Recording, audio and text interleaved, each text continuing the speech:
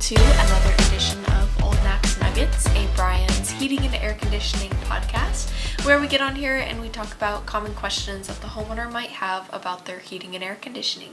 My name is Brooklyn, and I'm here with Bryan Necarato, the owner and president of Bryan's Heating and Air Conditioning. Imagine that. How are you doing today? Well, I'm doing really good, Brooklyn. How about yourself? Fancier than a frog leg. All right. I like that. Well, what can I answer for you today, Brooklyn? So is there anything that can be done if I have a room in my house that struggles with airflow? Yeah, we get asked this question a lot, actually. When it comes to airflow, sometimes the way that the ductwork has been installed, we don't get the proper airflow to a certain part of the house. And one of the biggest things we see is, let's say, for example, the mechanical room where the furnace is located down in the basement is on one end of the house, and then we have a bedroom on the far end of the house, and in the summertime it's always a little hotter, and in the wintertime it's always a little colder in that room, which means we just don't get enough airflow to that particular room. And one of the things that comes up a lot is what can be done about that. Well, if we can visualize and see what the problem is, then a lot of times we can come up with a solution.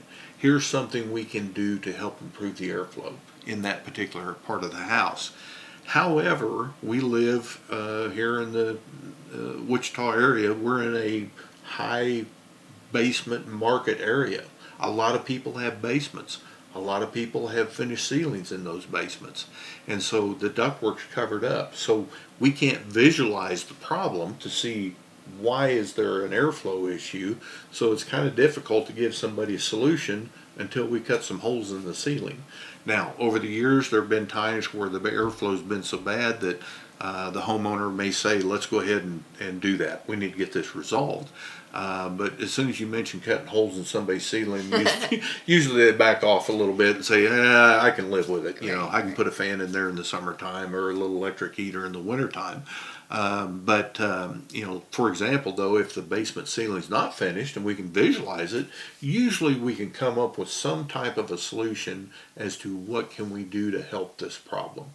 Now, in addition to that, there are times where we may suggest that, especially in the summertime, that someone run their indoor blower continuously. Every thermostat has a position on it that says on or auto. Auto means that indoor blower is going to come on and shut off as dictated by the thermostat whenever the air conditioner is running.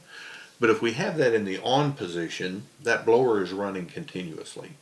And anytime we can run that blower continuously, we're constantly mixing the air in the house, kind of helping to balance out the temperature a little bit. Now, in most cases, it won't solve the problem, but it may make it a little more tolerable. It may help out a little bit. First thing a lot of people think is, oh my gosh, if that blower's running all the time, what will my electric bill be? Now, to run a blower continuously doesn't cost much money because the outdoor unit will still come on and shut off by the thermostat, but to run the blower continuously doesn't cost a whole lot. Then you get into the other side of that equation where people think, well, if the blower's running all the time, it's going to wear out faster. We moved into this facility in December of 2006, and here we are in 2024, and the blower in their system here in the office has never shut off. So it's ran for 18 years. Is that why it's always on? It is always cold in here. Well, we run the blower continuously to, number one, filter the air. Number two, we have some areas where rooms with computers and so forth get warmer than rooms that don't have computers.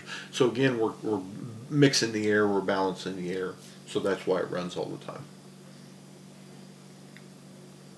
I'm the crazy person who has a heated blanket at their desk. But that's an argument you would need to have with Darren over what temperature to keep the thermostat. Does he like it colder? Yes, he does. He's crazy. Yeah, I'm not a cold person. The times when when someone tells me that they keep their house 68 or 70 degrees in the summertime. Too cold for me, but it's their house. They can run it wherever they want to. I feel that. Okay, so a question that just popped up.